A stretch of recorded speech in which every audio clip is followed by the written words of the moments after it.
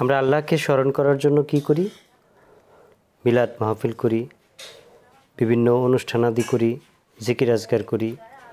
আমরা তো মিলাদের মাহফিলে কি করি, 10টা 20টা মাইক লাগাইয়া তারপর আল্লাহকে ডাকাডাকি করি। জিকির করতে করতে আমরা একজন আরেকজনের ঘাড়ের উপরে পড়ে যাই, কেউ বা সামিয়ানা বেয়ে একদম উপরে উঠে যায় বাসবে। বিরল প্রজাতির সব ডাকাডাকি। কিন্তু আল্লাহ কি আসলে এই ধরনের ডাকাডাকি পছন্দ করে, বা এই ধরনের ডাকাডাকি আমাদেরকে ডাকতে বলছে? আসলে আল্লাহ কোরআনের আলোকে আমাদেরকে কি বলছেন বা কিভাবে উপদেশ দিয়েছেন তাকে ডাকার জন্য?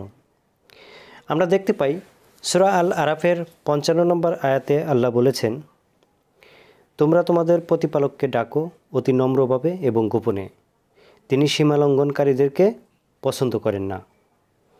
তাহলে আমরা যেটা করতেছি পুরাপুরি তার উল্টা।